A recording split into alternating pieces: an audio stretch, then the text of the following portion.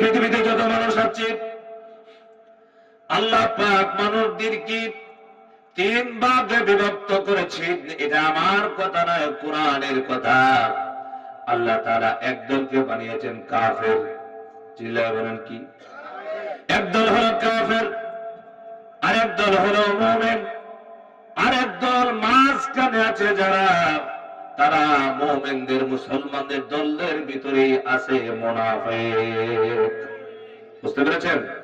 কোরআন শরীফে সূরা কাফিরুন আছে, সূরা মুমিনুন আছে, সূরা মুনাফিকুন আছে। বুঝতে পেরেছেন আপনারা? মুনাফিকরা, কাফেররা জাহান্নামীরা জান্নাতি। কথা বলেন, জাহান্নামীরা জান্নাতি। একমাত্র যে দল জান্নাতে যাবে সেই দল হলো মুমিনের দল। মুমিন যারা কোন মুনাফিক কাফের কখনো জান্নাতে প্রবেশ করতে পারবে না, তাদের জন্য জান্নাত হারাম। কিন্তু ভালো করে শুনেন, মুনাফিকের দলটা কিন্তু আবার মুসলমানের ভিতরে। কার ভিতরে? চিল্লায়ে বলেন, কার ভিতরে? কাফেরের ভিতরে মুনাফিক নাই। কাফের যারা হয়েছে তারা সরাসরি আল্লাহ পাককে অস্বীকার করেছে।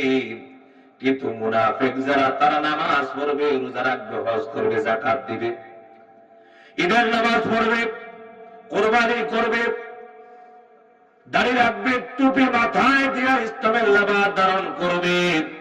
কিন্তু নামাজিটি কিন্তু দলের জন্য, তার নেতাগিরির জন্য।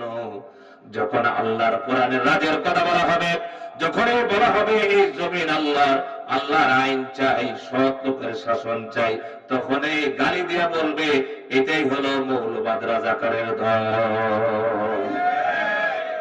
বুঝতে পেরেছেন?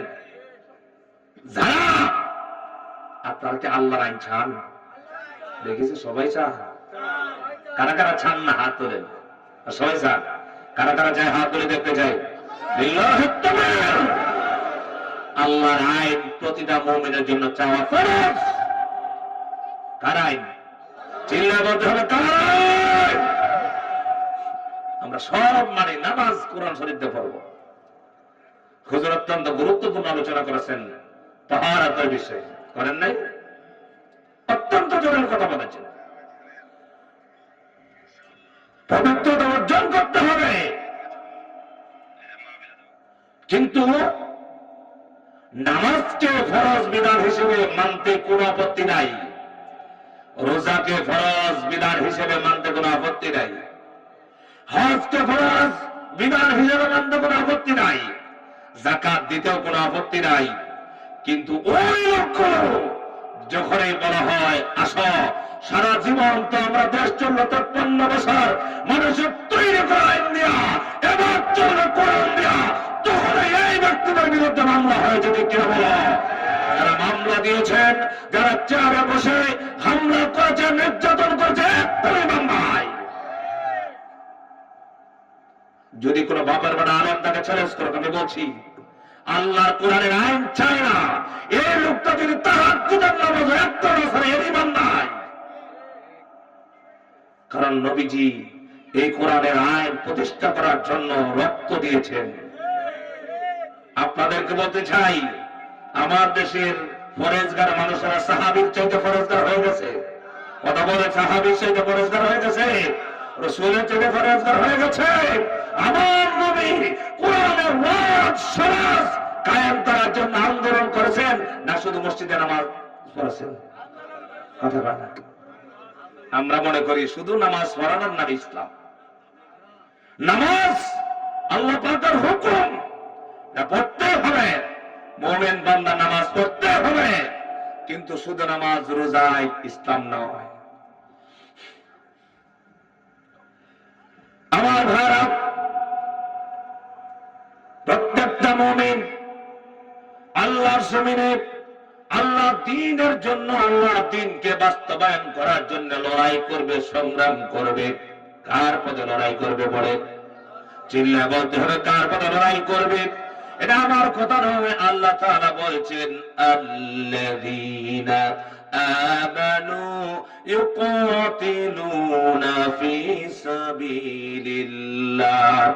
যারা ঈমানদার, ঈমানদাররা সংগ্রাম করে, লড়াই করে, যুদ্ধ করে জীবন দেয়। কার পথে জীবন দেয়? জোরে বলুন, কার পথে? আর যারা কাফের ওয়াল্লাযীনা কাফারু ইউকাতিলুনা ফি সাবিলিত তাগুত, যারা কাফের বেঈমান ও শিকারকারী, আল্লাহ পাকের হুকুম মানে না, কোরআন চায় না, কোরআনের বিধান চায় না, তারা লড়াই করে সংগ্রাম করে তাগুতের পক্ষে। কার পক্ষে? আপনারা এখন বলেন আমাদের দেশে আল্লাহর পক্ষে লড়াই করা বহুত মানুষ উঠে চলে যাবে। কেন যাবে জানেন? এটা বলি, আমাদের দেশে যুগ যুগ ধরে এই রূপগুলো আছে। হুজুররা যখন এই রাষ্ট্র পরিচালনার কথা বলে তখন একজন মানুষের চেহারাটা কালো হয়ে যায়। বলে কি হুজুর রাজনীতি করে? কথা হয় না? এই কথা বলে বলে তো সাইদিকে বাজে দেওয়া হয়েছে। এই কথা বলে বলে ইসলামী আন্দোলনের আলেমদেরকে এই দেশের তাত্তা মুনাফিকগুলো ফাঁসিতে ঝুলিয়েছে। ঠিক কিনা বলো? তোমরা কি মুনাফিকদের বিচার তারা যারা বাংলার জন্য চাও হাতগুলো দেখতে চায়?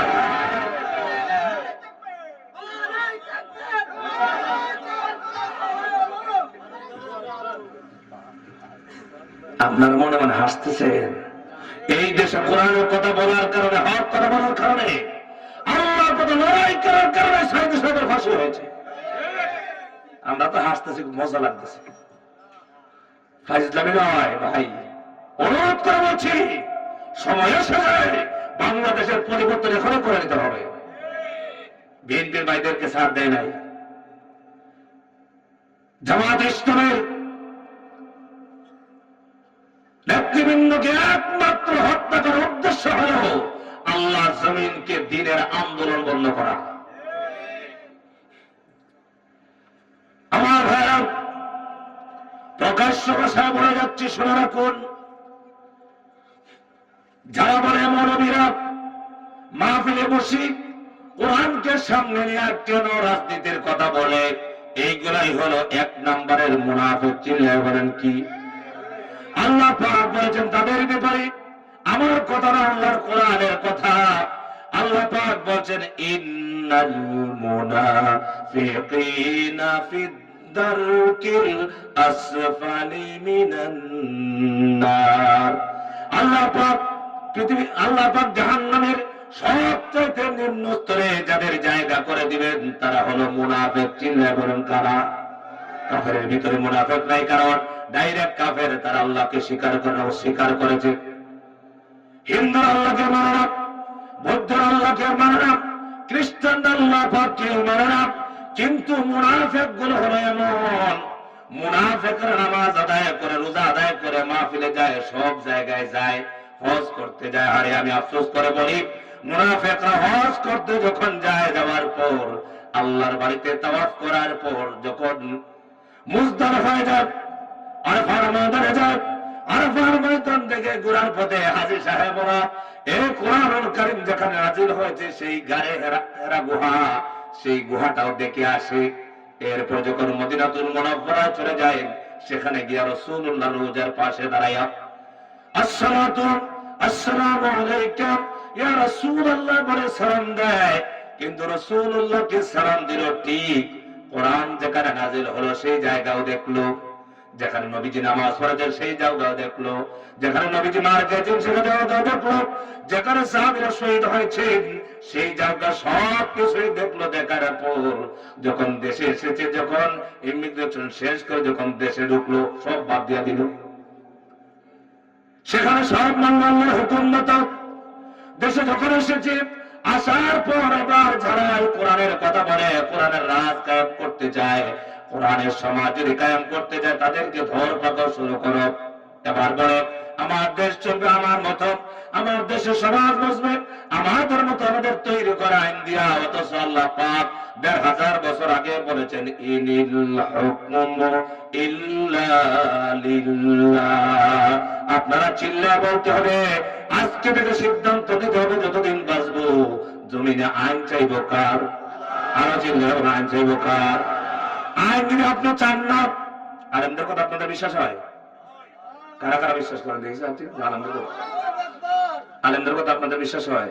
আপনাদের মসজিদের ইমামকে, এই ভাই ইমাম সাহেব আছে, দেখ ইমাম সাহেব হুজুরকে বিশ্বাস করেন আপনারা? কেন মানেন বলেন? তিনি আলেম। চিল্লায় বলেন তিনি কে? আলেমরা কথা বলাকে মানতে হবে। আলেমরা যা বলে তা সত্য না মিথ্যা? চিল্লাবার সত্য না মিথ্যা? আল্লাহ পাকের কোরআন থেকে আর আমরা কথা বলে প্রত্যেকটা মানুষের ভিতরে এই আকাঙ্ক্ষা তামান্না লাগবে আল্লাহ জমিন। আপনারা বলেন এই জমিনের মালিক কে? এটাকে মানুষও তৈরি করেছে? আপনাদের এলাকায় সাগর নদী আছে না? সাগরের পাকারে দাঁড়াবেন, একবার লক্ষ্য করে দেখবেন এই সাগরটা বানালেন কে? কয়েকদিন আগে ভোলা থেকে পার হওয়ার সময় সাগরের দিকে লক্ষ্য করে দেখলাম, চিন্তা করলাম, আরে এই বিশাল সাগর কোন প্রেসিডেন্ট তৈরি করলো? আপনারা বলেন সাগরের মালিক কে? যে আল্লাহ পাক সাগর বানালেন, আসমান বানালেন, জমিন বানালেন, আমাকে তৈরি করেছেন, সেই রবের আইন চলবে। সেই রব নিজেই বলেছেন জমিনের মধ্যে আমার আইন চলবে। আল্লাহ পাকের আইনের কথা, আল্লাহর বিধানের কথা বলার পর বাধা আসবে নাকি? কোন বাধা আসে না? বাধা আসবে। আল্লাহ তাআলা বলেন মুমিন বান্দারা আমার পক্ষে লড়াই করবে, ঈমানদাররা আমার পক্ষে লড়াই করবে, আমার রাস্তায় জীবন দিবে। আমার ভাইরা, প্রতিটা মুমিন তার জীবনের সবচেয়ে তামান্না আকাঙ্ক্ষা হবে আল্লাহ জমিনের মধ্যে আল্লাহ দ্বীনকে প্রতিষ্ঠা করা। আমার ভাইরা, কোরআন নাযিল হয়েছে এমন একটা সমাজে, রাসূলুল্লাহ সাল্লাল্লাহু আলাইহি ওয়াসাল্লামের উপরে কোরআন নাযিল হলো। নবীজি মক্কার মানুষের চরিত্র দেখে বড় কষ্ট পেলেন। কারণ হলো মক্কার মানুষের চরিত্র এত খারাপ ছিল, তাদের ভিতরে ছিল সমস্ত প্রকারের অপরাধ, চুরি, ডাকাতি, জিনা, ব্যভিচার, মদ, জুয়া, বাম্পার, মানুষের জায়গা দখল করার টাকা না, টেন্ডারবাজি, যত জাতের অপরাধ আছে সব অপরাধ মক্কার মানুষের ভিতরে ছিল। আপনার চিল্লাবার আজ আমার দেশে বাংলাদেশে 53 বছর ধরে বাংলাদেশ হলো মুসলমানরা শাসন করেছে, কিন্তু আমার দেশে জিনা, ব্যভিচার, হত্যাকারী, লুণ্ঠনকারী আছে না নাই? চিল্লাবার আছে না নাই? তার কারণ কয়টা? কারণ হলো একটা। চিল্লাবেন কারণ কয়টা? কারণ হলো একটা। একটা কারণ কি? কারণ হলো যারা এই রাষ্ট্র ক্ষমতায় এসেছেন কিন্তু আল্লাহর কোরআন দিয়ে কিন্তু রাষ্ট্র চালাতে পারে নাই। আমার নবীজির কাছে কোরআন যখন নাজিল হলো, আল্লাহর নবী মানুষকে কোরআন দিয়ে দাওয়াত দিলেন। চিল্লাবেন কি দিয়া? চিল্লাবেন কি দিয়া? কোরআনের কথাগুলো আপনাদের ভালো লাগে? কোরআন দিয়ে রাসূল দাওয়াত দেওয়া শুরু করেছেন। নবীজিকে 40 বছর পর্যন্ত কেউ একটা গালি দেয় নাই, নবীজিকে কেউ মারে নাই, রাসূলুল্লাহকে কেউ মারে নাই। সবাই আদর করেছে, সুহাগ করেছে। সবাই বলেছে আমাদের সমাজের শ্রেষ্ঠ চরিত্রবান ছেলে মুহাম্মদ সাল্লাল্লাহু আলাইহি ওয়াসাল্লাম। 40 বছর কেউ গালি দিবে না, কারণ নবীজি 40 বছরের ভিতরে কোরআন আসে নাই। কোরআনের সমাজ চাইলেন না, কোরআনের রাজ চাইলেন না, কোরআনের সংসদ চাইলেন না, কিছুই চাইলেন না। সকলের কাছে ভালো আবু লাহাব, উতবা, শাইবা, আবু জাহাল সবাই ভালো করে মহব্বত করলো। আল্লাহ পাক যখন রাসূলুল্লাহর উপরে কোরআন নাযিল করেছেন, করার পর আল্লাহ তাআলা নিজে অর্ডার দিলেন, হে নবী আপনি কোরআন নিয়ে বসে থাকবেন না। ওয়া আনজির আশিরাতাকাল আকরাবিন। অর্ডার কার? চিল্লাবার। আল্লাহ পাক নবীজি কি অর্ডার দিচ্ছেন? বলছেন রাসূলুল্লাহ আপনি আপনার নিকট আত্মীয়দেরকে বিধি প্রদর্শন করুন, সতর্ক করুন। আল্লাহর নবী কোরআন দিয়ে দাওয়াত দেওয়ার জন্য সাফা পাহাড়ের মধ্যে দাঁড়ায় গেলেন। সকালবেলা যাচ্ছেন, কাফেরদের কি মক্কার মানুষদেরকে দেখেছেন, দেখে বলছেন ও মক্কাবাসীরা শোনো, তোমরা কি আমাকে ভালোবাসো, মহব্বত করো, বিশ্বাস করো নাকি? সমস্ত কাফেররা একটা কথাই বলেছেন, মুহাম্মদ ছোটবেলা থেকে 40 বছর তোমার বয়স হয়েছে, কোনদিন তোমার মধ্যে একটি মিথ্যা কথা শুনি নাই। সুবহানাল্লাহ বলবেন না? যে ব্যক্তি 40 বছর জীবনে একটি মিথ্যা কথা বলে নাই, 63 বছর একটি মিথ্যা কথা বলে নাই, একজন মানুষ অনাত্মক আঘাত করে নাই, সেই রাসূল যখন বলেছেন তোমরা আমাকে বিশ্বাস করো, সবাই বললেন না আমরা বিশ্বাস করি। নবীজি বললেন মক্কাবাসীরা, আল্লাহ পাক আমাকে নবী বানিয়ে পাঠিয়েছেন, আল্লাহ পাক কোরআন দিয়েছেন, কোরআনের দাওয়াত দেওয়ার জন্য বলেছেন। আমার ভাইরা, কোরআনের কথা যখন বলেছেন, রাসূলুল্লাহ সাল্লাল্লাহু আলাইহি ওয়াসাল্লাম যখন বলেছেন, কোরআনের কথাগুলো যখন বলেছেন, আর বলছেন আমি যদি বলি ওই পাহাড়ের পাদদেশে তোমাদের শত্রু সেনা দাঁড়াচ্ছি, একটু পরে তোমাদের উপরে চাপা পড়বে, বিশ্বাস করবে নাকি? সবাই বললেন হ্যাঁ বিশ্বাস করবো, কারণ হলো তুমি মিথ্যা কথা বল নাই। সঙ্গে সঙ্গে নবীজি বললেন, ও মক্কাবাসী তোমরা সবাই বলো লা ইলাহা ইল্লাল্লাহু মুহাম্মাদুর রাসূলুল্লাহ। আল্লাহ ছাড়া কোনো ইলাহ নাই, আল্লাহ ছাড়া কোনো মাবুদ নাই, আল্লাহ ছাড়া কোনো আইন কথা নাই, আল্লাহ ছাড়া কোনো বিধান কথা নাই। এক আল্লাহ কোরআনে করো, আল্লাহর আইন ছাড়াও, আর আমি মুহাম্মদ সাল্লাল্লাহু আলাইহি ওয়াসাল্লাম আল্লাহর বান্দা এবং রাসূল বিশ্বাস করো। বলো এই জন্য আমাদেরকে ডাকছো। সর্বপ্রথম নিকটাত্মীয় নিজের আপন চাচা আবু লাহাব পাত্র হাতে নিয়ে নবীজিকে ধ্বংসের জন্য বদুয়া করলেন। আমার ভাইরা এটা দিল, আল্লাহ নবীকে অভিশাপ দিল। রাসূলুল্লাহ তার জবাব দিলেন না। আবু লাহাবের কথার জবাবটা কে দিয়ে দিলেন? চিল্লায়ে বলে কে দিলেন?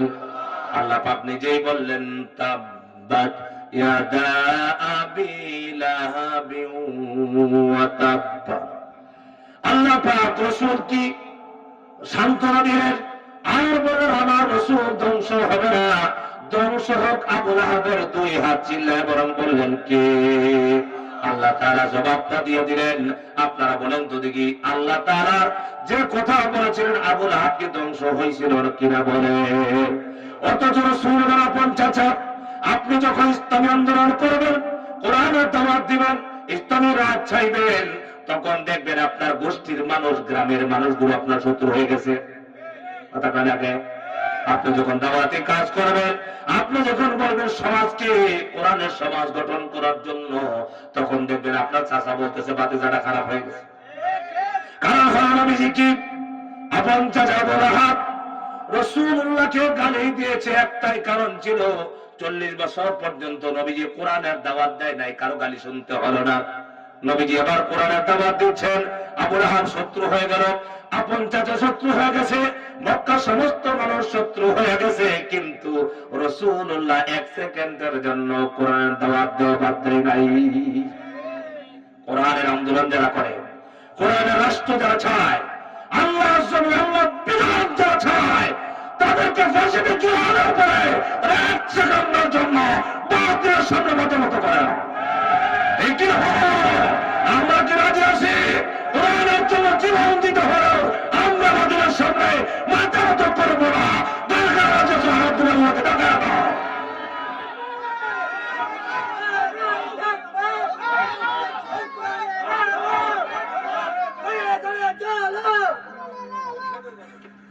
সম্মানিত ভাইরা, ইসলামী দল মানে আল্লাহর দল। চিল্লাবেন কার দল? ইসলামী দল মানে রাসূলের দল। দল দুইটা, কয়টা? একটা হিজবুল্লাহ আল্লাহর দল, আর একটা হিজবুশ শয়তান। আমরা কি শয়তানের দলে থাকতে চাই না আল্লাহর দলে থাকতে চাই? চিল্লাবেন কার দলে থাকতে চাই? আল্লাহর দল হলো যারা কোরআন দিয়ে দলের কথা বলবে। সন্দেহ আছে? সন্দেহ আছে? সন্দেহ থাকলে অসুবিধা নাই, আমার কিচ্ছু হবে না। আপনার ঈমান নষ্ট হবে, আমার কিচ্ছু হবে না। একটি কথা মাথায় রাখতে হবে, আমার দেশের প্রত্যেকটা রাজনীতিবিদ, প্রতিটা দলের কর্মী যদি একটি কথা মাথায় রাখতেন যে সর্বপ্রথম হলো আমার কোরআনের কথা, সর্বপ্রথম আমার দিন, আমার ধর্ম, এরপরে আমার রাজনৈতিক দলের কথা। আজ আমরা কি দেখতে পাই? দেখতে পাই সর্বপ্রথম হলো আমার নেতার কথা, সর্বপ্রথম হলো আমার নেত্রীর কথা, এরপরে কোরআনটাকে যতটুকু সম্ভব মানলাম। বাস্তবতা আছে না নাই? চিল্লাবতি হবে, বাস্তবতা আছে না নাই? জান্নাতের আশা করো, ঠিক না? জান্নাতের কাছে যেতে পারবে না। আমার ভাইরা, আল্লাহর হাবিবের কাছে কোরআন নাযিল করলেন কে? আল্লাহ পাক কোরআন নাযিল করে নবীজিকে অর্ডার দিচ্ছেন কি? আল্লাহ তাআলা অন্য আয়াতে বলেন, ইয়া আইয়ুহার রাসূলু বাল্লিগ মা উনজিলা ইলাইকা মির রাব্বিকা ওয়া ইল্লাম তাফআল ফামা বাল্লাগতা রিসালাতা ওয়াল্লাহু ইয়াসিমুকা মিনান নাস। আল্লাহর হাবিবকে আল্লাহ পাক কোরআন নাযিল করে নিজেই বলছে, ইয়া আইয়ুহার রাসূল, হে আমার রাসূল, বাল্লিগ মা উনজিলা ইলাইকা মির রাব্বিকা, আমার পক্ষ থেকে আপনার উপরে যা নাযিল করেছি, আপনার রবের পক্ষ থেকে যা নাযিল করা হয়েছে, আপনি কি করেন? বাল্লিগ মা উনজিলা ইলাইকা মির রাব্বিকা, আপনি মানুষের কাছে পৌঁছে দেন, আপনি দাওয়াত দিয়ে দেন, তাবলীগ করে দেন। আপনারা বলেন তো দেখি, ওয়ার্ডার কার? আরো চিল্লায় বলতে, ওয়ার্ডার কার? আল্লাহ পাক যে অর্ডার দেন, সেই অর্ডার কি সুন্নত হয় না নফল হয়? চিল্লায় বলে, সুন্নত হয় না নফল হয়? আল্লাহ পাকের অর্ডার ফরজ হয়ে যাক। আল্লাহ পাক রাসূলুল্লাহকে বলেছেন, নবীজি আপনার উপরে কোরআন নাযিল করেছি, আর আপনি মানুষকে কোরআন দিয়ে দাওয়াত দিয়ে দেন। চিল্লায় বলেন, দাওয়াতের কাজের জন্য এক নম্বর শর্ত হলো কোরআনের দাওয়াত লাগবে, ঠিক কিনা বলেন? আমার বাপ দাদার কিচ্ছা দিয়া, আমার দাদার 14 গোষ্ঠীর ঘটনা দিয়া মানুষটা আহ্বান করা যাবে, মজা দেওয়া যাবে, কিন্তু কিয়ামত পর্যন্ত মানুষ হেদায়েত হবে না। আমার ভাইরা, কোরআনের পাকে আল্লামা সাইদি রহমাতুল্লাহি আলাইহি মানুষ কলিজা চাইতে ভালোবাসে, একজন দুইজন নয়, কোটি কোটি মানুষ ভালোবাসে। তার কারণ হচ্ছে একটাই, আল্লাহ কোরআনকে দাওয়াত দিয়েছেন। ঠিক কি বলেন? কোরআনের বাইরে কোনো কথা বলতেন না, আজে-বাজে কোনো কথা বলতেন না। আজ আমাদের দেশের তাফসীর মাহফিল গুলো হয়ে গেছে রঙ্গমঞ্চ। আমাদের দেশের তাফসীর মাহফিল গুলোতে গায়কের মতো গান গায়া মাহফিল গুলো বন্ধ করে দেয়, নষ্ট করে দেয়। অথচ সাইদি রহমাতুল্লাহি আলাইহি সারা জীবন তাফসীর করেছেন, তার পায়ের দুয়ার সময় আমরা হতে পারবো না। আমাদেরকে আপনারা বড় আলেম মনে করেন, আসলে কিচ্ছুই না। আমার ভাইরা, নবীজিকে আল্লাহ পাক কি বললেন? হে নবী, আপনি আমার কোরআন থেকে যা নাযিল করেছি তার থেকে যদি কোনো অংশকে বাদ দেন, মানুষের কাছে পৌঁছান না, তাহলে আপনি যেন রিসালাতের দায়িত্ব পূর্ণ পালন করলেন না। আর আপনি কোরআনের দাওয়াত দিতে গিয়া, আমার দিনের কথা বলতে গিয়া আপনি মানুষের মুসাফালে পড়বেন, বিপদে পড়বেন, মুসিবতে পড়বেন, আপনাকে দেখতে পারবে না, আপনাকে বাচ্চারা করবে, বাচ্চারা করবে, আপনি ভয় পাবেন না, চিন্তা করবেন না। আমি আল্লাহ পাক ওয়াদা দিলাম, মানুষের হাত থেকে আমি আল্লাহ পাক আপনাকে হেফাজত করব।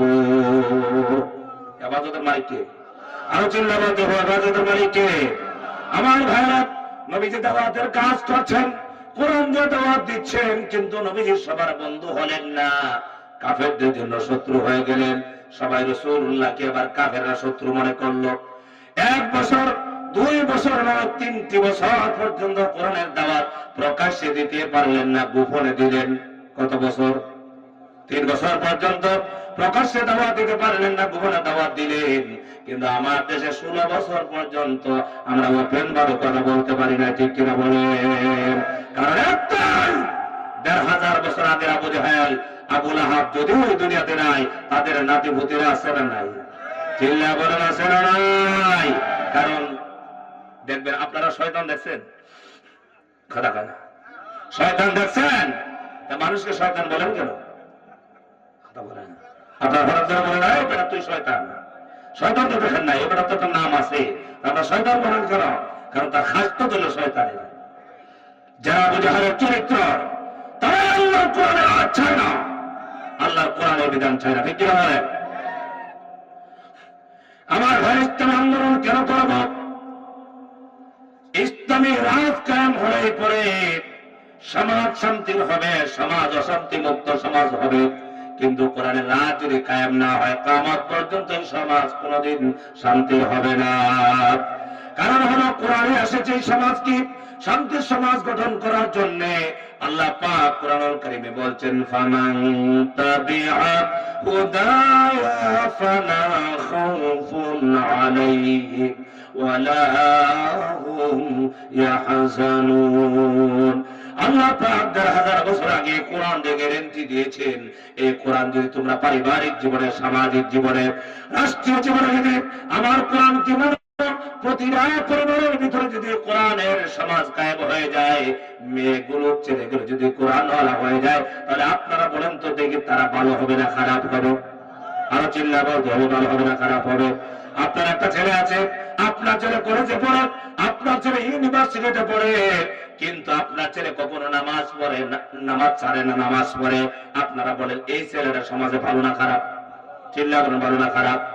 আর আমার দেশে যারা নামাজ পড়ে, যারা 5 ওয়াক্ত নামাজ পড়ে এবং তাদের ডায়েরির মধ্যে রিপোর্ট বইয়ের মধ্যে নামাজ লিখে রাখে, যারা দাওয়াত কাজ করে, দাওয়াত দেয়, কোরআন হাদিসের মানুষকে দাওয়াত দেয়, লিখে রাখে, এমন দল আছে না নাই? চিল্লা বড় আছে না নাই? আমরা তাদেরকে তহমত দিয়েছি রক কাটা পার্টি। কথা কন। অথচ যারা এই দেশে অসংখ্য মানুষকে হত্যা করেছে, রাতের পর রাত কলেজের মেয়েদেরকে দর্শন করেছে, তাদেরকে দেওয়া হয়েছিল এই দেশের সোনার ছেলে উপহার। কথা বলো না কেন? এই কথাগুলো বলে যাওয়া যাবে সহি সালামতে? এখন যেতে পারবো তো? হ্যাঁ, 100 বছর যাওয়া গেছে না। কয়েক মৌলবী এগুলো বলছে রাস্তায় আটকা, গাড়িটা আটকা। মনে রাখবা, যতই পাওয়ার দেখাইছো, আজকে আর মুখ খুলে কথা বলার সাহস না। ঠিক কিনা বলেন? এই দেশে সবচাইতে বড় নির্যাতন করেছে আলেমদেরকে। কারণ তাদের একটা উদ্দেশ্যই, এই দেশের মানুষ যদি আলেমদের কথা শুনে, কোরআনের কথা শুনে, তখন এই দেশ কোরআনের রাজ কায়েম হবে। আর কোরআনের রাজ কায়েম হলে এই দেশে বদমাশি, চুরি, ডাকাতি ছাড়া হবে না। কিন্তু আজকে এই দেশের চরিত্রহীনতা আছে না নাই? চিল্লা বলেন আছে না নাই? আমরা দেশে আপনাদেরকে একটা কথা বলতে চাই, আমি কোন চাপাবাজি, দলবাজি করছি না, কিন্তু সত্যতার সাথে বলতে চাচ্ছি, যে ইসলামী দল যে ছেলেরা আন্দোলন করে, তারা কি নামাজি না বেনামাজি? আপনাদের এলাকার নামাজিদেরকে ভালো বলে না, বেনামাজিদেরকে ভালো বলেন আপনারা? হ্যাঁ, আমার ভাইরা নামাজ পড়েছে। একজন ব্যবসায়ী নামাজ পড়েছে, মাথায় টুপি দিয়ে ব্যবসা করতেছে। একজন মানুষ যদি বাজারে যায়, যাওয়ার পর গিয়ে দেখে তার মাথায় টুপি আছে, নামাজে গিয়েছে, একটা মানুষের তার প্রতি বিশ্বাস এসে যায়, এই লোকটা নামাজি, তার কাছ থেকে মাল নিলে কখনো ওজনে কম দিবে না। এমন বিশ্বাস আছে না? একজন মানুষ নামাজ পড়ে, সে যদি সমাজে বিচার কাজ করে, তাকে সবাই দেখে, কারণ হলো সে নামাজি। সবার একটা বিশ্বাস হলো নামাজি বান্দা, সে ইনসাফ ভিত্তিক কথা বলবে, ন্যায় বিচার করবে, সে ইনসাফ ভিত্তিক কথা বলবে। নামাজের কারণে তার প্রতি মানুষের বিশ্বাস আসে ভালো। কিন্তু যারা নামাজ পড়ে না, তাদেরকে কি নামাজের চাইতে ভালো বলা হয়? আমার ভাইরা, যারা নামাজ পড়ে না, তারাই বলেছে এই দেশে যারা নামাজ পড়েছে, যারা ইসলামী আন্দোলন করেছে, মানুষকে কোরআনের দিকে আহ্বান করেছে, দিনের দিকে আহ্বান করেছে, তাদের বিরুদ্ধে যত জাতের অপবাদ দিয়েছিল, তাদেরকে রক কাটা বলা হয়েছে, তাদেরকে বলা হয়তো সন্ত্রাসী, তাদেরকে বলা হয়তো জঙ্গিবাদী। অথচ একটা জনের সন্ত্রাস, জঙ্গিবাদের সাথে সম্পর্ক নাই, বরঞ্চ তারা একমাত্র কাজ করেছেন কোরআনের সমাজ গঠন করার জন্য, কোরআনের সমাজ গঠন করার জন্য চেষ্টা করেছেন। আর তাদেরকে তহমত দেওয়া হয়েছে, তারা হলো ওয়াকাবা দল। আব্দুল ওয়াহাব মেধাবী ছাত্র, প্রয়োজনের ছাত্র, তার অপরাধ কিচ্ছুই ছিল না। তার অপরাধ ছিল সে ছিল নামাজি। চিল্লা বলে কি? সে ছিল নামাজি। তার মুখে অল্প দাড়ি আছে, সে 5 ওয়াক্ত নামাজ আদায় করতো। নামাজিতে কার পর করছে? জামাত শিবির। চিল্লা বলেন কি? নামাজ পড়ছে জামাত শিবির। তুমি মাথায় জামাত শিবির, তার মানে হলো জামাত শিবির হলো এই দেশের সবচেয়ে খারাপ দলের নাম। কথা বলে না কেন? আর এর সাথে আমার দেশের কিছু নামাজি, মুনাফিক, এগুলো পাঁচ জানা, এগুলো সমর্থন করেছে। কথা বলে না কেন? মসজিদে ইমাম সাহেব হক কথা বলতে পারে নাই, হক কথা বললে বলছে ওরে বাইর কর মসজিদ থেকে। অথচ উচিত হলো এইসব বেঈমানদেরকে মসজিদ থেকে দাঁড়াতে হবে, তারা আল্লাহর রাত চায় না। সম্মানিত ভাইরা, যারা নামাজ পড়ে, যে ছাত্র সংগঠন, তারা কখনো দর্শন করতে পারে না। আল্লাহ পাক কোরআন কারিমে বলছেন, উতলু মা উহিয়া ইলাইকা মিনাল কিতাব। আল্লাহ পাক নবীজিকে বলছেন, নবী, আপনার উপরে যে কিতাব ওহী করেছি, নাজিল করেছি, আপনি তেলাওয়াত করুন সেই কিতাব। আল্লাহ পাক বলছেন, উতলু মা উহিয়া ইলাইকা মিনাল কিতাব ওয়া আকিমিস সালাত, আপনারা নামাজ কায়েম করুন। ইন্নাস সালাতা তানহা আনিল ফাহশাই ওয়াল মুনকার ওয়া লাযিকরুল্লাহি আকবার। কথা কার? চিল্লা বলে কথা কার? এটা কোনো মানুষের কথা নয়। আল্লাহ পাক বলছেন নবী আপনি তিলাওয়াত করুন, আপনার উপরে যে কিতাব নাযিল করা হয়েছে, ওহী করা হয়েছে, আপনি নামাজ কায়েম করুন। কারণ নামাজ পড়লে নিশ্চয় নামাজি বান্দা, নামাজ মানুষকে খারাপ কাজ থেকে বিরত রাখে, গ্যারান্টি কার। যারা নামাজ আদায় করে, নামাজ নাই, রোজা নাই, আল্লাহর বিধান নাই, তাদেরকে যদি আমরা নেতা বানাই তাহলে কখনো সমাজ সুন্দর হবে না।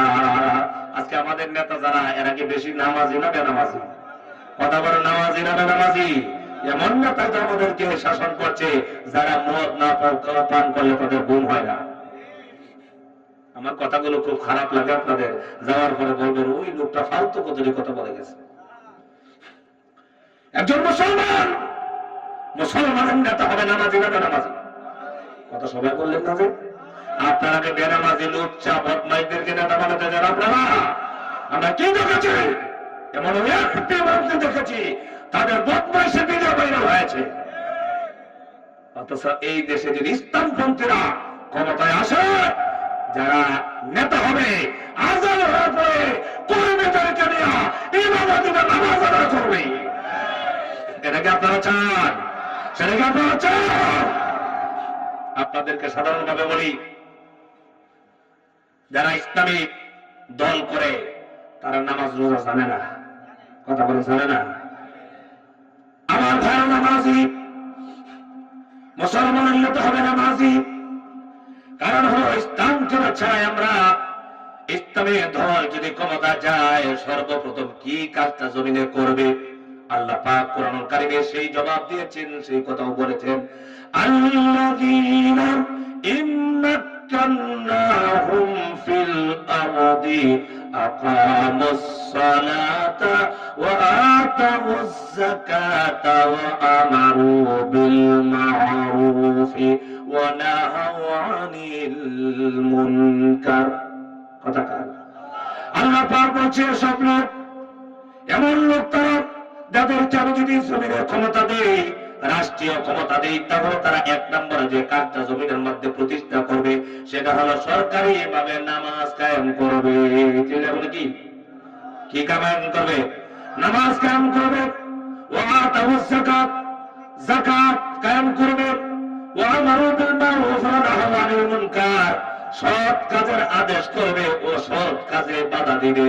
আপনারা বলেন যদি এই চারটা কাজ যদি কোন রাষ্ট্রে কোন সমাজে প্রতিষ্ঠিত হয়ে যায় তাহলে এই রাষ্ট্রে কি দর্শন হবে নাকি?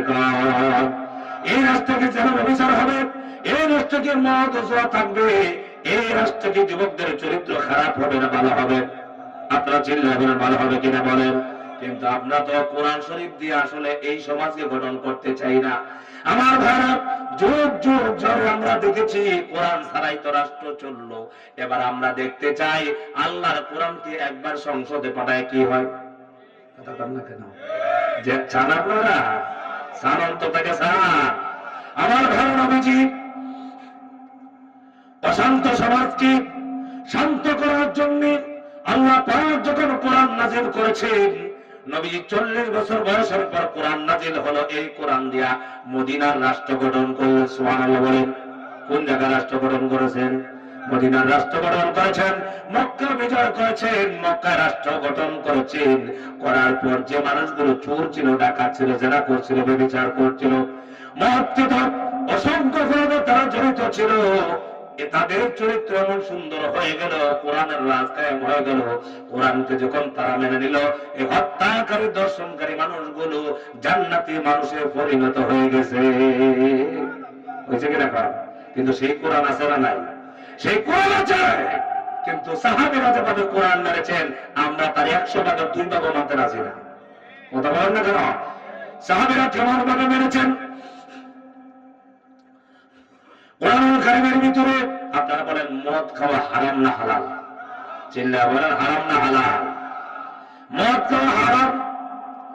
একদিনের জন্য নয়, 2 দিনের জন্য নয়, কিয়ামত পর্যন্ত মদকে হারাম করেছেন কি? রাসূলুল্লাহর কাছে যখন মদের আয়াত নাযিল হলো, মদিনা শরীফে মদ হারাম ঘোষণা হলো। মদিনা শরীফে বহুত মানুষের ঘরের ভিতরে ছিল মদ, কলসের ভিতরে মদ, গ্লাসের মধ্যে মদ, বোতলের মধ্যে মদ আছে। বহুত মানুষের মদ পান করার জন্য গ্লাস হাতে নিয়েছেন, মদ পান করবেন। আল্লাহ পাক যখন মদের ব্যাপারে আয়াত নাযিল করে হারাম ঘোষণা করলেন, সাহাবীদের কাছে রাসূলুল্লাহ সাল্লাল্লাহু আলাইহি ওয়াসাল্লাম যখন শোনালেন, সাহাবীরা, আল্লাহ পাক মাত্র ঘোষণা করেছেন তোমাদের জন্য কিয়ামত পর্যন্ত মদকে হারাম ঘোষণা করেছেন। সাহাবীরা কেমন ভাবে কোরআন মেরেছেন, যখন এই ঘোষণা রাসূল দিয়েছেন সঙ্গে সঙ্গে আল্লাহর কথা, রাসূলের কথা, আল্লাহ পাকের কথা এত সম্মান সাহাবীরা দিয়েছে, হাতের থেকে মদ ফেলে দিয়েছে। সুবহানাল্লাহ বলবেন না? হাত থেকে মদের গ্লাস ফেলে দিয়েছে, মুখে স্পর্শ করে নাই। গরম হচ্ছিল, মটকাগুলো বের করে জমিনে নিক্ষেপ করে ফেলেছে। ইতিহাসের পাতায় লেখা আছে, যেদিন মদ হারাম ঘোষণা হয়েছিল সেই দিন মদিনার অলিতে গলিতে এইভাবে মদ বেয়ে গিয়েছিল, যেভাবে আমার দেশে প্রবল বৃষ্টি হলে পরে পানি ঝরঝর করে বেয়ে যায়, সেইভাবে মদিনাতে মদ বেয়ে গেছিল। বলেন সুবহানাল্লাহ। একজন সাহাবী রাসূলুল্লাহর কাছে এসেছেন, নবীজির কাছে এসে বলেন, ইয়া রাসূলুল্লাহ, আমি মদের ব্যবসা করি, মদ বাজারে এনে বিক্রি করি, অন্য জায়গা থেকে এনে এলাকার মধ্যে বিক্রি করি। ইয়া রাসূলুল্লাহ, আমার মদ কিনা হয়ে গেছে, মদ নিয়ে এসেছি, কিন্তু মদ কিনার আগে তো আল্লাহ পাক হারাম ঘোষণা করেন নাই। আমি মদ কিনে নিয়ে এসেছি, মাত্র আপনি হারাম ঘোষণার ব্যাপারে সিদ্ধান্ত দিলেন, কোরআনের আয়াত আল্লাহ পাক নাযিল করেছেন, ইয়া রাসূলুল্লাহ, আমি আবার মদ বলি কি করব? আল্লাহর নবী সাহাবীকে বললেন, সাহাবী শুনো, আল্লাহ পাক মদকে হারাম ঘোষণা করেছেন, হারাম জিনিস বিক্রি করে ব্যবসা করাও হারাম। সাহাবীকে বললেন, সাহাবী শুনো, তুমি মদগুলো কোথায় রেখেছো? সাহাবী বলেন, ইয়া রাসূলুল্লাহ, আমি মদের মটকাগুলো পাহাড়ের ওই পাদদেশে রেখে দিয়েছি। আল্লাহর নবী বললেন, সমস্ত মদ জমিনে ফেলে দিতে হবে, বাসনগুলো ভেঙে চুরমার করে দিতে হবে। সাহাবী সঙ্গে সঙ্গে আর দেরি করলেন না, রাসূলুল্লাহর কথা মতো ব্যবসার সমস্ত মদ ফেলে দিলেন।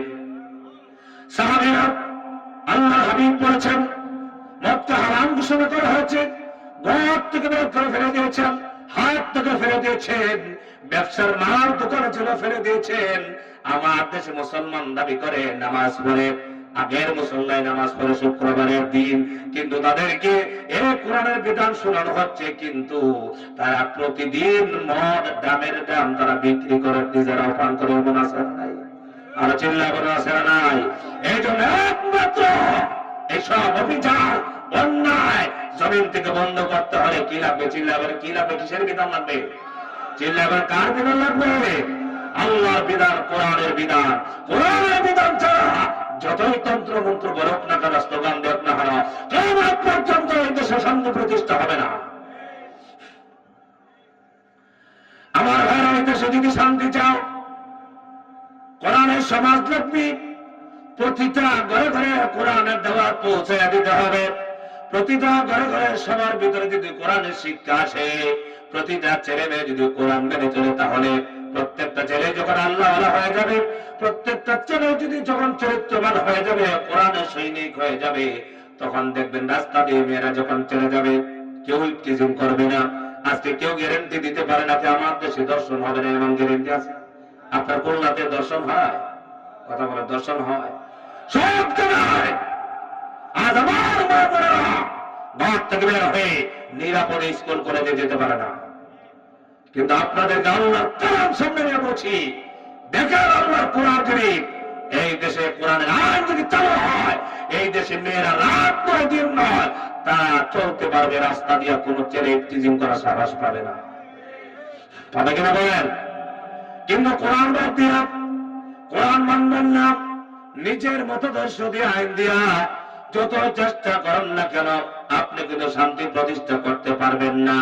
রাসূলুল্লাহ সময় রাতের অন্ধকারে নারীরা যখন রাস্তা দিয়ে চলে যেত, নারীরা কোন মানুষকে দেখলে পরে, কোন ছেলেদেরকে দেখলে পরে ভয় পেতে হবে। জাহিলি যুগের মতো আমাদের সম্মান নষ্ট করবে, ইজ্জত নষ্ট করবে, তারা ভয় পেতেন, চিন্তা করতেন। কিন্তু যারা আল্লাহ রাসূলের কথা মেনেছেন, কোরআনের রাজ কায়েম করেছেন, কোরআনের কথা মেনেছেন, কোরআনের শিক্ষা গ্রহণ করেছেন, তারা ভয় দিতেন, সান্ত্বনা দিতেন, আর বলতেন, ও ভাইরা, চিন্তা করো না, টেনশন করো না, কারণ হলো আমরা হলাম মুহাম্মদ সাল্লাল্লাহু আলাইহি ওয়াসাল্লামের উম্মত। রাসূলুল্লাহর শিখানো পথ আমরা ধরেছি, কোরআনের হাদিস গ্রহণ করেছি, আমরা কখনো তোমার সম্মান নষ্ট করব না, তোমার ইজ্জতের হানি হবে না। বরঞ্চ তুমি কোথায় যেতে চাও, তোমার ঠিকানা কোথায়, তোমার বাড়ি কোথায়, আসো আমার কাছে বলো, আমি তোমার সম্মান ইজ্জতের পাহারা দিয়া তোমাকে বাড়িতে পৌঁছে দেব। আমাদের দেশে মুসলমানেরা ৯৫% মুসলমান, ঠিক কিনা বলে, আর মাত্র ১% উন্নত হবেন। আপনারা বলুন তো দেখি, মুসলমানদের কাছে হিন্দুরা নিরাপদ আছে না নাই? কথা বলার আছে না নাই?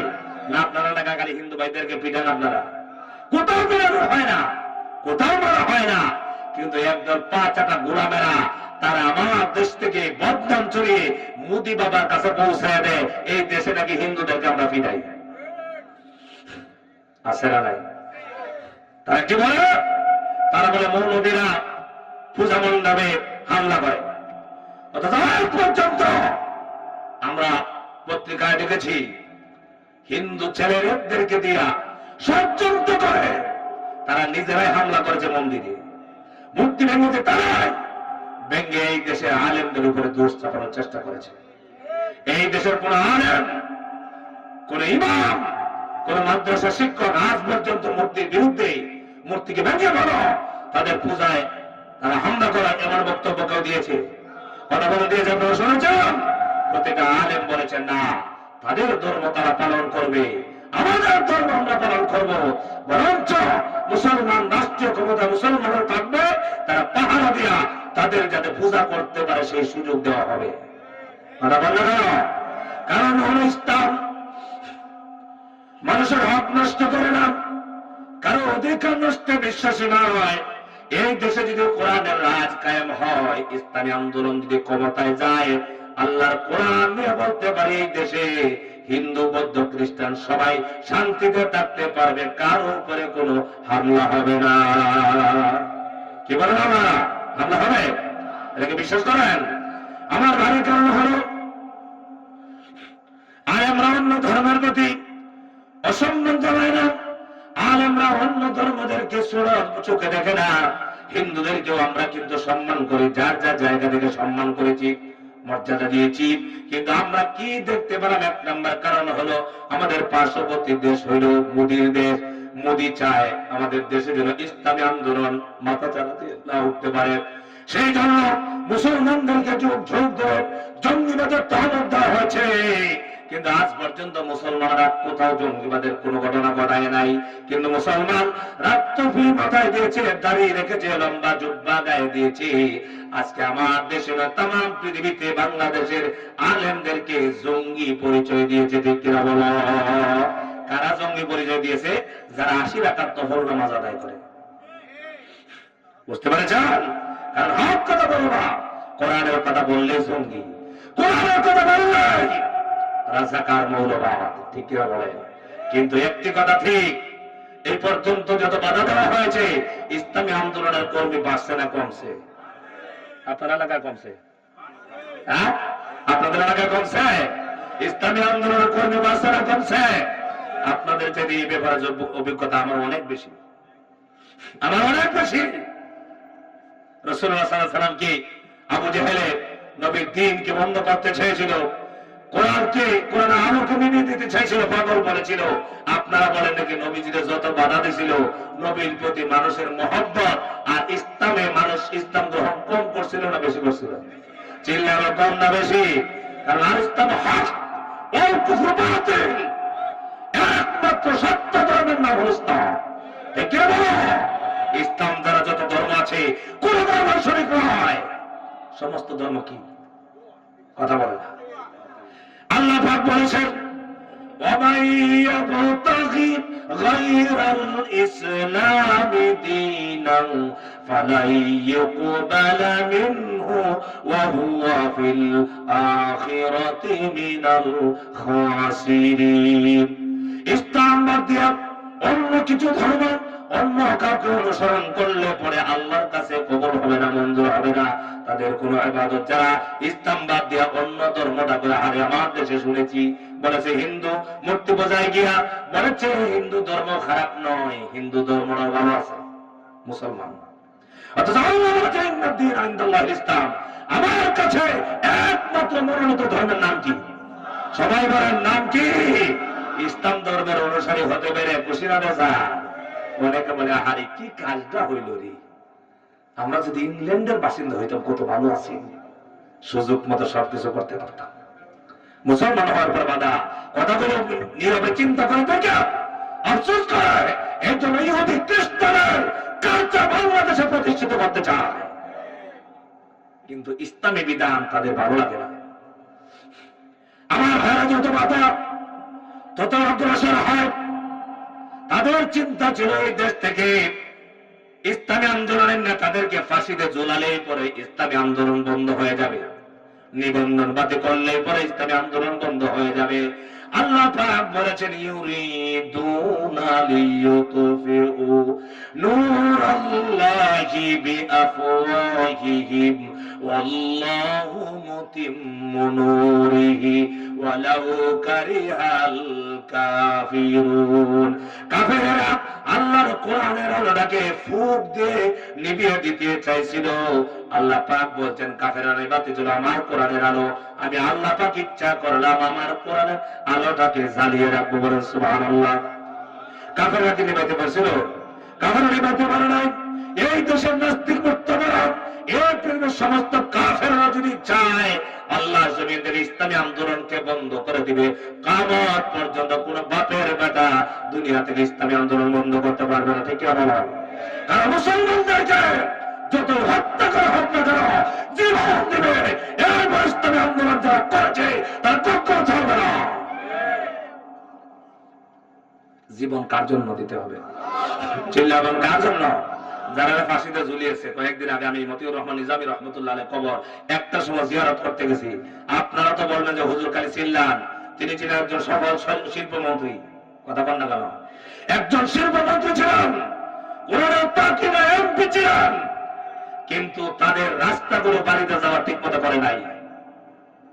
তাদের কাছে আছে জাতির নিরাপত্তা, তাদের কাছে আছে দেশের সম্পদ নিরাপদ, আর আমরা কাদের কাছে দিয়েছি? এই দেশের কোটি কোটি টাকা দেশ থেকে পাচার করেছে অন্য দেশে।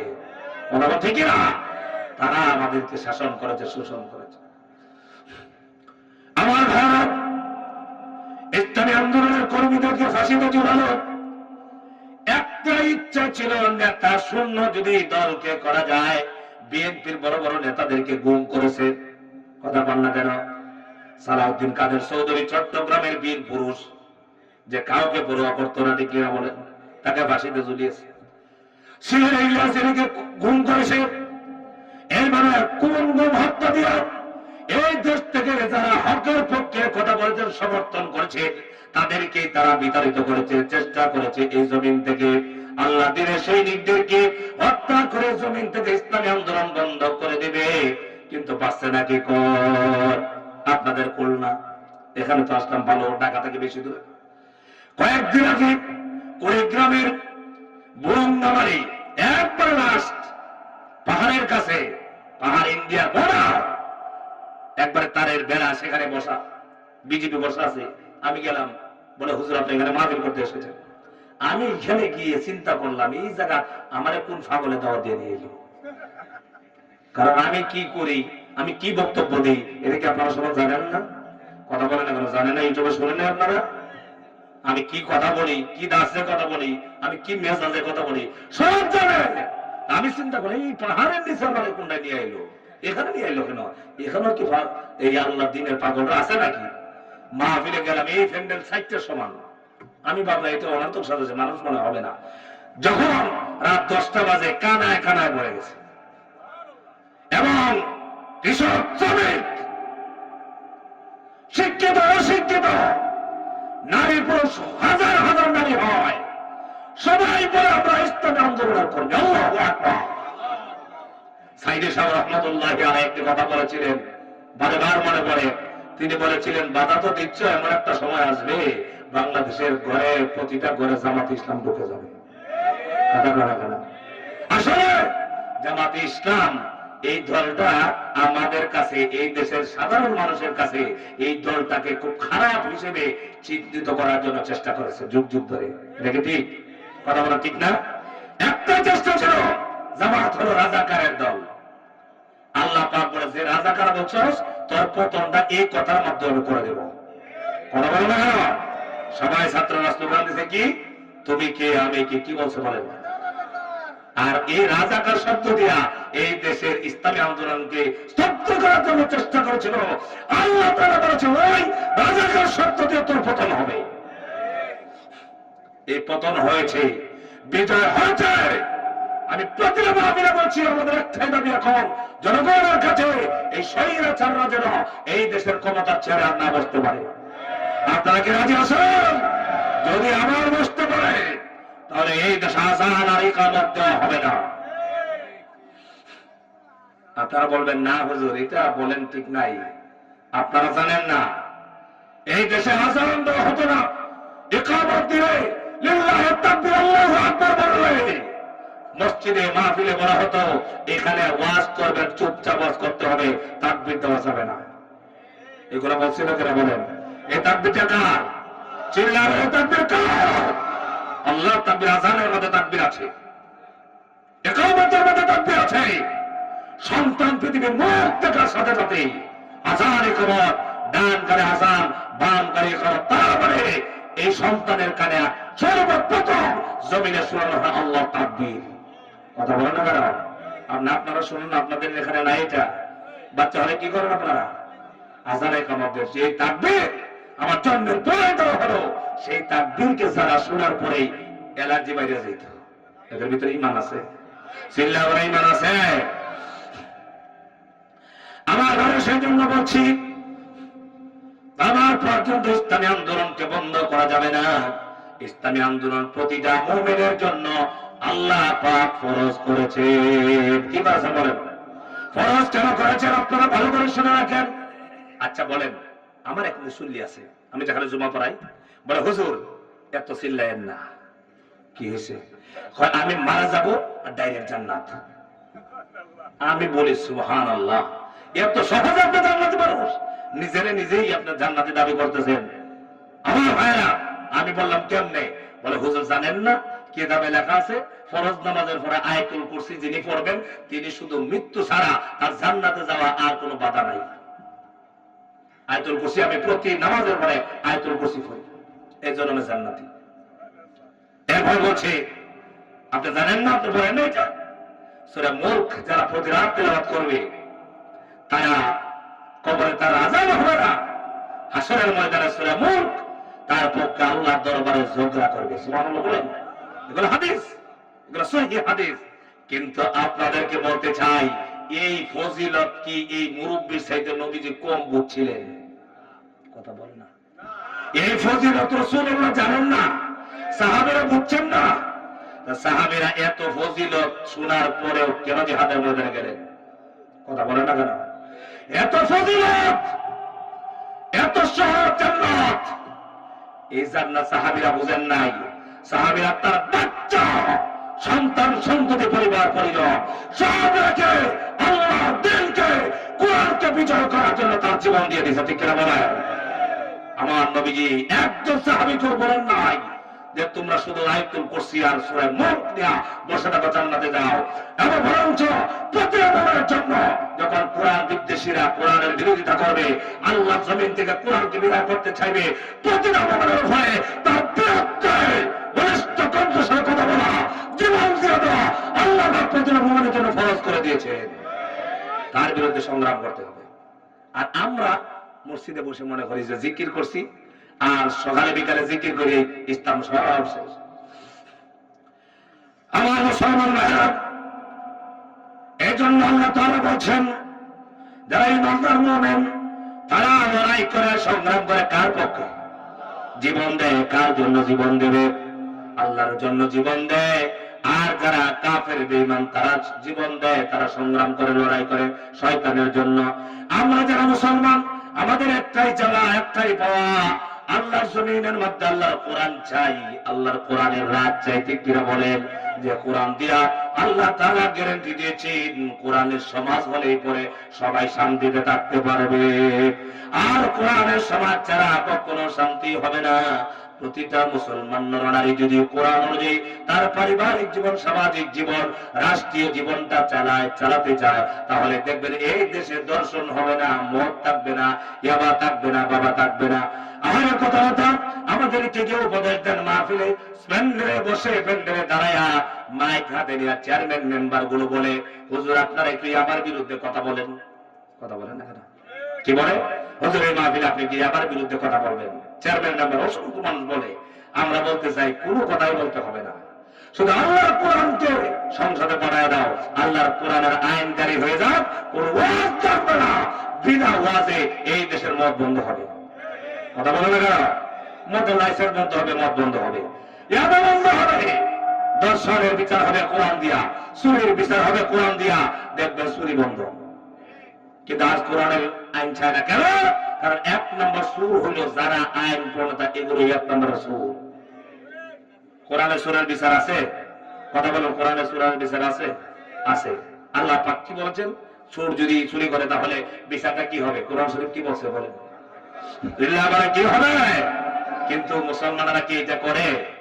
হ্যাঁ, কেন করলো না? মুসলমান এরা না কোরআন মানে, তাহলে কেন কোরআন দেয়া হাত কাটা হলো না বলেন? কোরআন শরীফ তো, এটা তো আমার কথা না, কোরআনটা কার? তাহলে যারা আইন প্রণেতা, আইন করলো, এরা কোরআনের আইনের হাত কাটা, এই হাত কাটা আইনটা বাদ দিয়া তারা জেলের আইন করলো কেমনে? কথা বলে না কেন? তাহলে আইনটা মানলো কার? আইন মানলো কার? আল্লাহর আইন মানছে? আল্লাহর আইন মানছে না, আবার ইমানদার হয়ে কেমনে? কথা বলেন না কেন? যুক্তি আছে, যুক্তি কথা বলছি। আল্লাহ বলছেন শুনে কোথায় হাত কাটা দাও। আমার ভাইরা, হাত কাটলে পরে কি হবে? আপনার এলাকায় জেলার নাম কিটা? খুলনা। খুলনা বিভাগ না? খুলনা জেলা। সার্কিট হাউস আছে তোদের?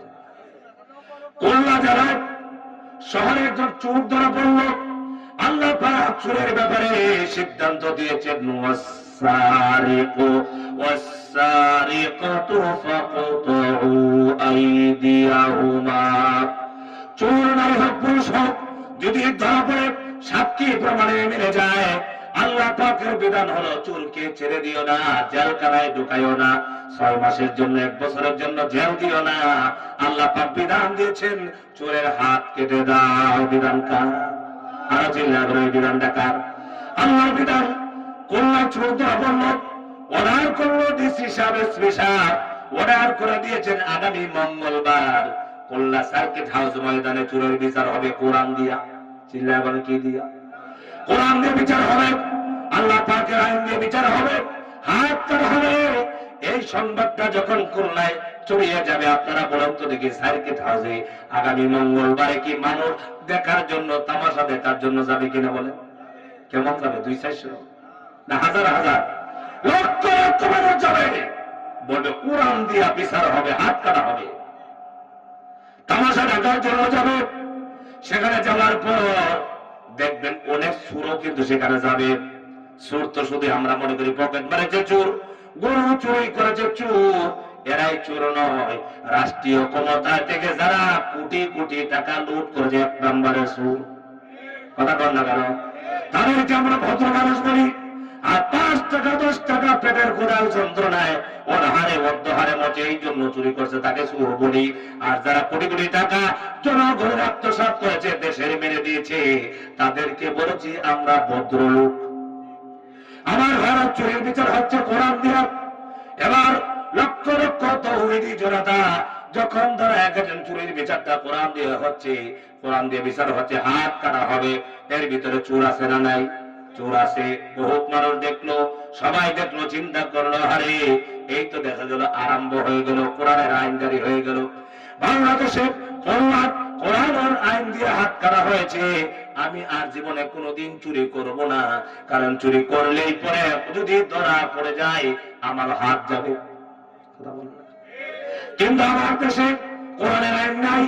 চোর ধরেছে, চোরকে ধরা হলো, জেলখানায় ঢোকায় দাও 1 মাস 2 মাস 3 মাস, প্রয়োজন হয় 6 মাস জেলখানায় থাকবে। এরপরে 6 মাস যখন হয়ে গেল, অটোমেটিক চোর যখন বের হয়ে আসলো, এবার চোর এবার ডাকাত হয়ে বের হয়ে আসছে, ঠিক কিনা? বাইরে আসার পর এই চোরেই বলছে জেলখানায় কি আছে না আছে সব তো আমি দেখে এসেছি। কথা বলে বাস্তবতা আছে না নাই? জেল গেছে, 6 মাস জেল কেটে তার সাহস বেড়ে গেছে। এবার বাহিরে এসে বলছে জেলের ভিতরে কি হয় না হয় সব দেখে আসছি, এখন আর ভয় পাই না, এখন কোন করবো কোন। কথা বুঝতে পেরেছে? এগুলো হয় না আমার দেশে, হয় না। অথচ দরকার নেই জেলখানায় দেওয়া, খালি তার হাতটা কেটে দাও, একটা হাত কাটবা আর 100 সোজা হয়ে যাবে। এই জন্য দরকার কি রাষ্ট্র? ইসলামী আইন। কথা বলা ঠিক কিনা? কোরআনের রাজ, কোরআনের বিধান, কোরআনের হুকুম। কোরআনের হুকুম ছাড়া দুনিয়া তন্ত্র মন্ত্র দিয়া, ডক্টর কামালের মতো ব্যক্তির লেখা আইন বই দিয়া এই সমাজে শান্তি হবে? কথা বলা শান্তি হবে? এই জন্য সম্মানিত মুসলিরা, আমাদের প্রত্যেকের কি চেষ্টা থাকবে কোরআনের পক্ষে, আল্লাহর পক্ষে, আল্লাহ জমিনে আল্লাহ দ্বীন বাস্তবায়ন করার জন্য প্রয়োজন হয়ে আমার গায়ের সমস্ত শক্তি গুজার করে আল্লাহ দ্বীনকে কারাগার বাস্তবায়ন করার জন্য আন্দোলন করে যাবো। হাত তুলে দেখায় রে।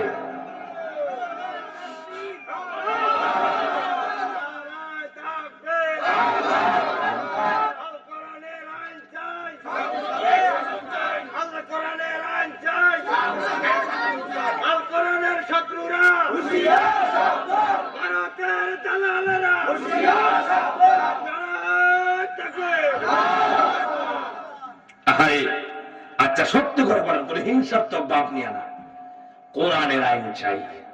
এই কোরআনটা কার? চিল্লাবেন কার? কি বললাম আমরা? কোরআনের আইন চাই। এটাকে প্রতিটা মুমিনের দাবি আছে না নাই? চিল্লাবেন আছে না নাই? এটা কি শুধু জামাত ইসলামের, বিএনপি, আওয়ামী লীগের ভাইদেরও দরকার? কথা বলে না। সমস্ত মুমিনের বাস্তবায়ন হবে, কোরআনের আইন চাই। এখন কোরআনের আইন কি সবাই চাই দেশে? কথা বলে না।